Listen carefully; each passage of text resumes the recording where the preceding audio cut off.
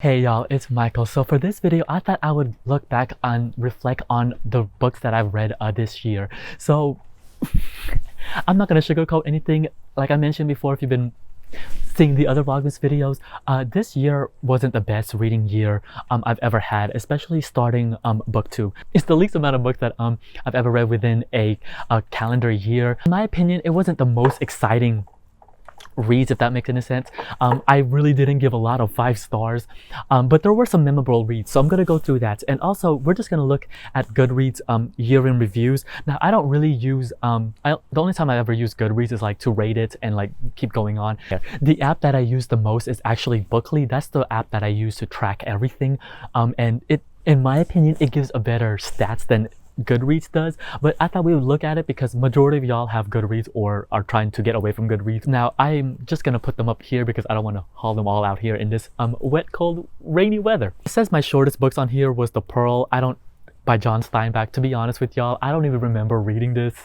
I read it and it was like a fable-ish type of story, but yeah, there's that. Now it says the longest book on here. So in my opinion, I think my favorite book that I've read this year, I think it's the one that I was like, wow, this is incredible. And that's Wizard of the Crow by Ngugi wa Thiong'o.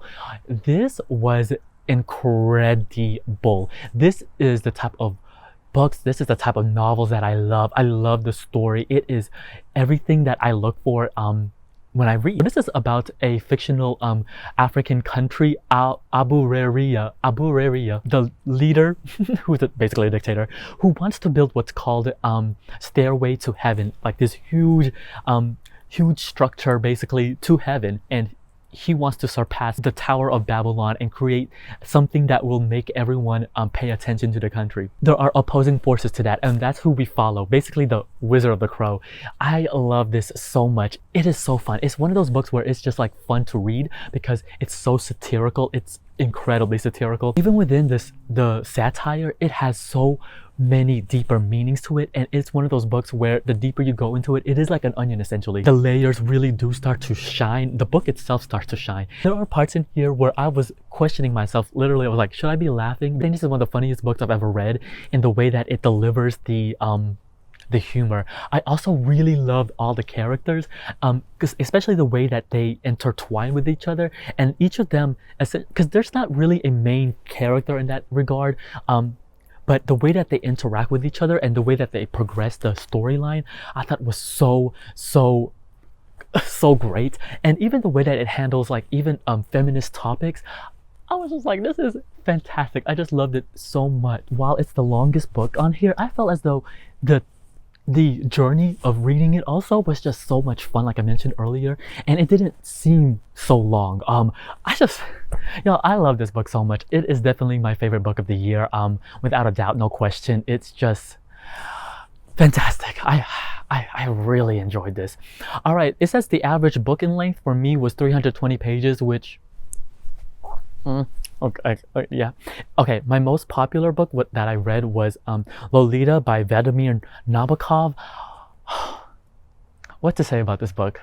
I know it's incredibly controversial, but I kind of, it's the writing style for me, okay, y'all. This is written beautifully. This is basically about Hubert, and he is a pedophile. He is an awful, disgusting human being who basically manipulates not only the girl of Dolores, but also manipulates the reader, because it does have this sense of unreliable narrator to it. But the way Nabokov is able to just his word choice, the syntax, everything about it is so beautiful that it really did, it made me feel conflicted a lot during a lot of the talking points. It's just written beautifully, like. And surprisingly, according to the prologue, like this wasn't even translated. Nabokov wrote this himself, so he's the English person. And I just was like, wow, this was, I was like, it was beautifully written. Even though it's a disgusting subject, it's beautifully written. My least popular was The Book of Echoes by Rosanna Amaka. Check out our live show. It's with Tati from Musical Tati, and then me, of course, and Didi from Brown Girl Reading. Check out, I'll leave the link down below. It was our latest live show, and then make sure you check us out whenever Black History Month happens in February. I don't know what the book is yet. Also check out Dee Dee's merch. She started selling merch. It's so cool. So my average rating for 2020 was 3.1, which makes sense. Okay. I am a reader who loves to venture out. So a lot of the times I am approaching stories that I think I might like, or like have some, like I just want to see how I feel about it. There are not a lot of stories that I give 5 stars, and there's not a lot of stories that I give like 1 star. I feel like a lot of the time they're in the middle. Highest rated on Goodreads was The Last Thing You Surrender by Leonard Pitts Jr. I read this again for Read So Lit for our February. Yeah, our February for 2020. This was great. This was such a great novel in general. I enjoyed it. Check out our live show. One thing that I also love about this was like the act of reading, because I remember just bringing this to one of my favorite coffee shops here in this town, Cafe Motive, and unfortunately they closed. This was right since we read this right before the pandemic like really started, like hunkering down in the US. I do have a fond memory of this book because this was like the last great novel before basically I was just in the house the whole time, and it was like one of the last few times that I was really like in that coffee shop. Oh my god, I miss that coffee shop so much. Not only like the great staff, but great coffee, a great atmosphere. Everything about it was just great. I do remember from this book was like trying and like rushing to read it because I was like, I need to finish this before the live show. I am part of the host, like I am one of the hosts. I need to finish it. Reading it literally hours before the live show started. That was like a great adventure. This was just really fun. Another story on here that I enjoyed tremendously was Middlesex by Jeffrey Eugenides. Oh my god, this was such a great novel. Well, technically a lot of the information and some of the word usage in this novel is kind of dated. I think the storytelling of the family is it's so great, and Eugenides definitely, like, this is my first Eugenides novel, and he's definitely an author I need to read more from. From the beginning to the end, I was invested throughout the whole time. Oh, here's another great novel, was Patron Saints of Nothing by Randy Ribe.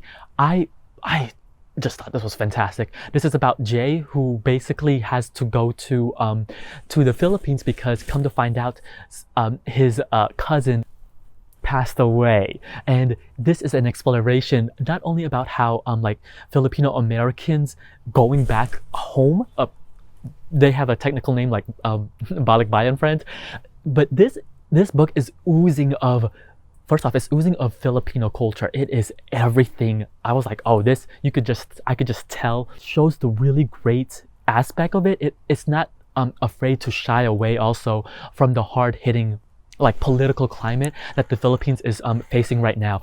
And my favorite aspect of this is actually the ending, because it really surprised me and shocked me what Ribe decides to do with one of the characters, and I was genuinely shocked because it kind of breaks a mold of how people are viewed, that while things are not as they seem, there is still like good in people, even though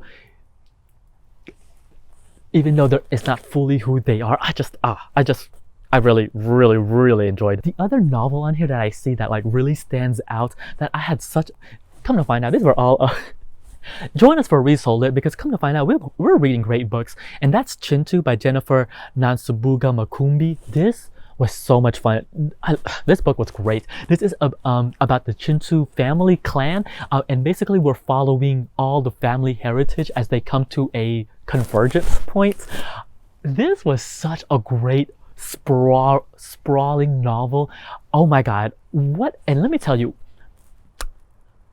Makumbi, so I knew before the live show that Makumbi was going to make an appearance, and I was shook when the live show discovered, like, all of a sudden she just popped out and she pulled a Beyonce.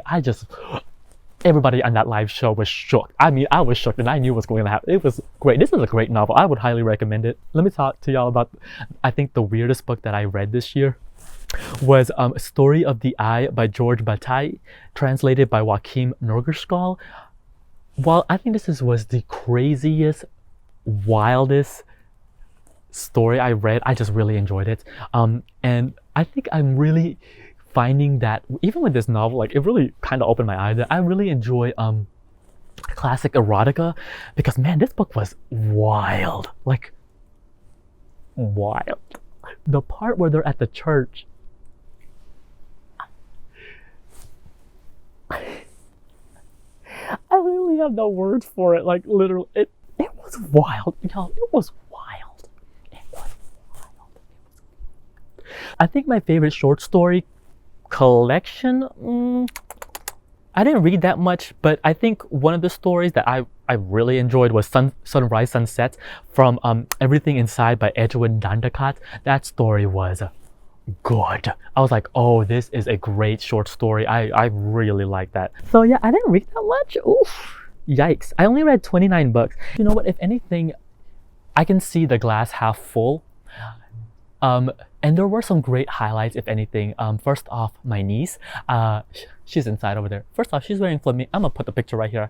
She is wearing flamingos, a flamingos onesie. She's so cute. Yeah, oh my god, I just love her so much. She's amazing. And you know what? This year, I think one thing that I really did was like, I think a lot of us did, was like buy stuff. And I know it's not like one of those things for like, oh, materialistic type of situations, but y'all, I'm not gonna lie, I am one of those people, okay? I work at an electronics store, and usually I don't tell people where I work at, because the first thing when I tell them where I work at, the first thing that they tell me is, can I use your discount? And the answer is no, okay? The other thing is that they'll just start asking me all of these stuff about their electronics, and I'm just like, ask me to actually like fix their stuff, and I'm like, so that's why I don't talk a lot about where I work at. This time last year, you saw that I bought my laptop, and I'm really happy with that purchase, because like I use it like all the time. And this year, two things material wise that I think I bought a lot of stuff. Okay, let me tell you that my car was like, ooh, I don't know what you're doing. Was my bed. I bought that new bed, and I just love it. I love being on my bed. Not even just trying to go to sleep, but just being on the bed. And of course my TV. I mean, I love that TV so much, okay? I love that TV so much. Let me know if you did a like read-in review collection type of thing. I would love to check out your video. So yes, I'll see you next time. Bye. Have a great year. 2021. Wear your mask still though, because even though people have that vaccine, you still need to wear your mask, okay? Oh, and also, if you're in Georgia, go and vote. Early voting is already happening as the current filming of this right now and uploading of this, so go and vote, okay? I'm going to go.